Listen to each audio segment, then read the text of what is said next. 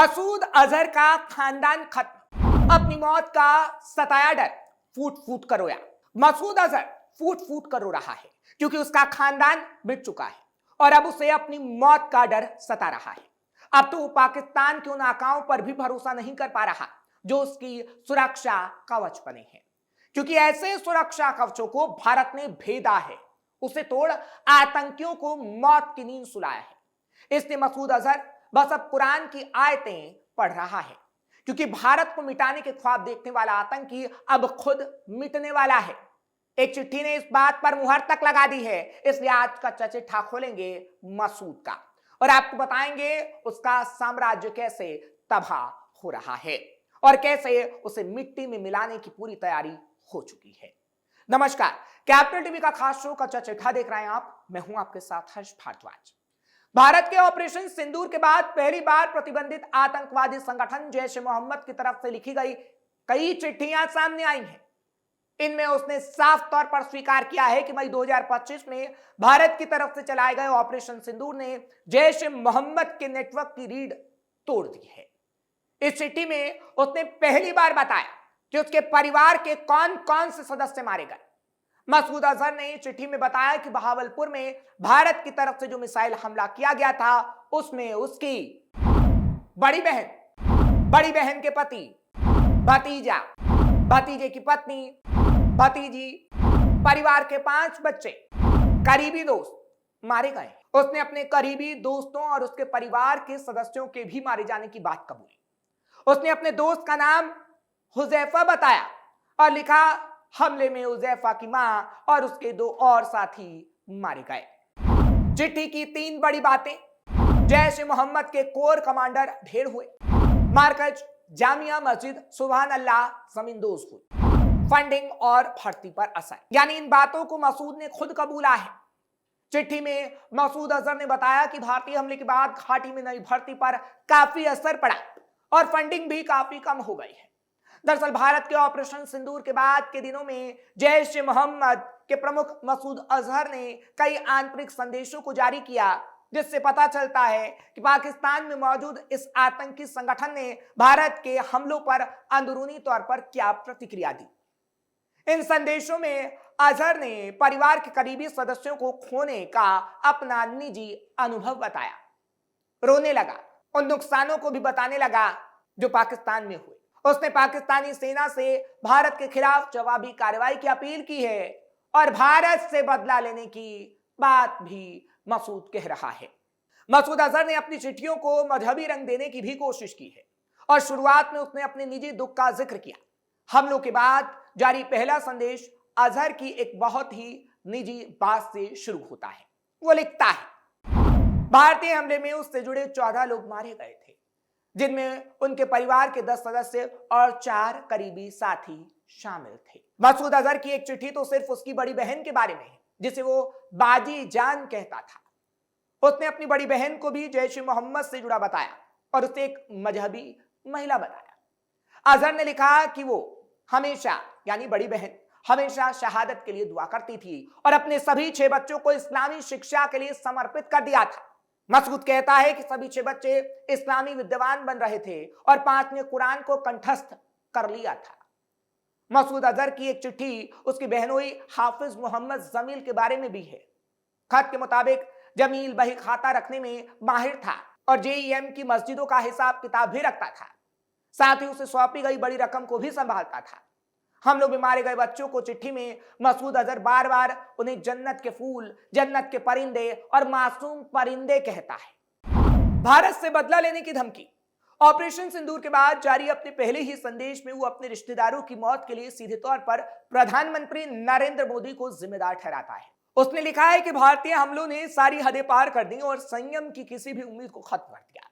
वो जामिया मस्जिद सुभान अल्लाह पर बमबारी को एक ऐसी हरकत बताता है जिससे आखिरकार भारत को कड़े बदले का सामना करना पड़ेगा। उसने पाकिस्तान के हमले की तारीफ करते हुए लिखा है कि अभी बहुत कुछ होना बाकी है। खैर, मसूद ऐसी गीदड़ भभकी कई बार दे चुका है, कोई नई बात तो है नहीं, लेकिन भारत ने उसे भीतर तक जख्म दिया है और ये चिट्ठी उस बात की तस्दीक करती है कि अब वो किस तरीके से दुआएं मांग रहा है कि कहीं उसका नामो निशान ना मिट जाए। कौन है मसूद अजहर? मसूद अजहर पाकिस्तान स्थित आतंकी संगठन जैश ए मोहम्मद का संस्थापक और प्रमुख है। उसे 1 मई 2019 को संयुक्त राष्ट्र सुरक्षा परिषद ने अंतर्राष्ट्रीय आतंकी घोषित किया था। मसूद अजहर का जन्म 10 जुलाई 1968 को पाकिस्तान के पंजाब सूबे के बहावलपुर में हुआ। वो 1994 में भारत में आतंकी गतिविधियों में गिरफ्तार हुआ था, लेकिन 1999 में इंडियन एयरलाइंस के IC 814 विमान अपहरण के बाद यात्रियों की सुरक्षित रिहाई के बदले रिहा किया गया था, यानी छोड़ दिया गया था। मसूद ने पहला बड़ा हमला अक्टूबर 2001 में जम्मू कश्मीर विधानसभा पर किया था। 38 लोगों की जानें चली गई थी। इसके 2 महीने बाद दिसंबर 2001 में मसूद ने लश्कर तैयबा के साथ मिलकर भारत की संसद पर हमला किया। इस हमले में भारत के 8 जवान शहीद हुए थे। मामले में अफजल गुरु समेत 4 आतंकी गिरफ्तार हुए थे, जिसमें अफजल को 2013 में फांसी दे दी गई थी। अफजल को हमलावरों को सामान पहुंचाने का दोषी बताया गया था।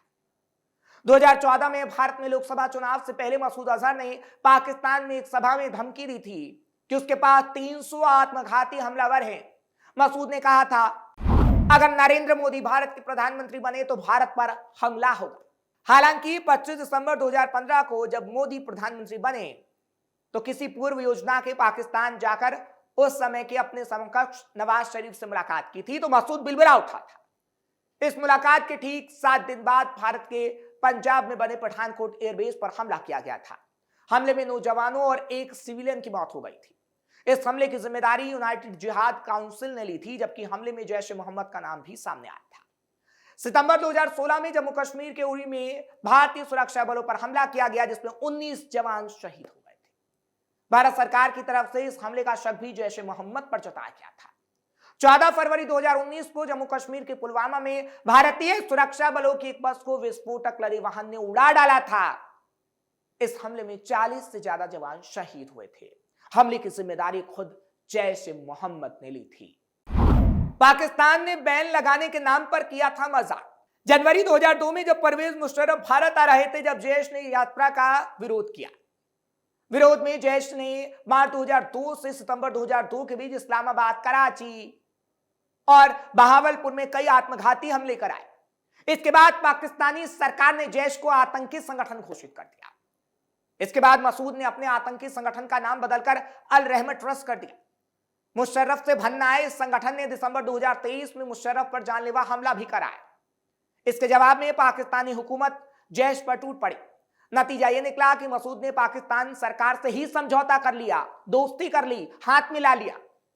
समझौता यह कि जैश पाकिस्तान के अंदर हमले नहीं करेगा और बदले में उसे पर्दे के पीछे से ISI से भरपूर सपोर्ट मिलेगा और भारत पे वो हमले करेगा। लेकिन भारत ने मसूद अजहर की ही कमर तोड़ी और हर बार उसे तगड़ी चोट लगी। सबसे बड़ी चोट 2025 में लगी। साल 2025 इतिहास के पन्नों में उस कालखंड के रूप में दर्ज किया जाएगा जब भारत ने रक्षात्मक होने की पुरानी केंचुल उतारकर आक्रामक सुरक्षा की नई इबादत लिखी थी, ऑपरेशन सिंदूर के नाम। यह साल आतंकवाद के खिलाफ केवल जंग का नहीं, बल्कि उनके वजूद को मिटाने वाले फाइनल प्रहार का साल रहा। पहलगाम की कायराना हरकत के बाद जब देश के गुस्से का लावा फटा, तो उसने न केवल सीमा के भीतर बल्कि सीमा पर आतंकियों के सुरक्षित पनागाहों को भी अपनी जद में ले लिया। जैश और लश्कर जैसे संगठनों के लिए 2025 एक ऐसा ब्लैक ईयर साबित हुआ जिसने उनकी नेटवर्क की कमर तोड़ दी। इतना ही नहीं, उन्हें यह एहसास भी कराया कि अब पाताल में भी सिर छुपाना मुमकिन नहीं। सरहद पार जल्लाद बनकर टूटी भारतीय सेना। मई 2025 की वो तारीखें शायद पाकिस्तान कभी नहीं भूल पाएगा, जब भारत ने ऑपरेशन सिंदूर के जरिए अपनी ताकत का सबसे विभत्स और सटीक परिचय दिया।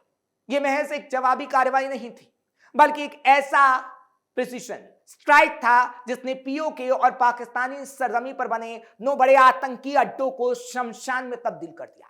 खबर आई कि करीब 100 से ज्यादा दहशतगर्दों को जहन्नुम पहुंचा दिया गया, जिनमें IC 814 हाईजैक का मास्टरमाइंड यूसुफ अजहर और अबू जुंदाल जैसे खूंखार नाम शामिल थे। भारत ने इस ऑपरेशन के जरिए दुनिया को साफ कर दिया कि अब हम हमला होने का इंतजार नहीं करेंगे, बल्कि आतंक की जड़ को उसके घर में घुसकर काट डालेंगे। यह ऑफेंसिव डिफेंस की वो नीति थी जिसने ISI के सालों पुराने नेटवर्क को ताश के पत्तों की तरह बिखेर डाला, जिसके बाद इन आतंकियों के लिए पाकिस्तान आज भी रोता है और मसूद को अपनी मौत का डर सताता है, जो उसकी चिट्ठी में भी दिख रहा है, जिसका कच्चा चिट्ठा आज हमने खोला है। आपको ये खबर कैसी लगी कमेंट सेक्शन में जरूर बताएं। खबर को लाइक शेयर करें, कैपिटल टीवी को सब्सक्राइब करना मत भूलिएगा।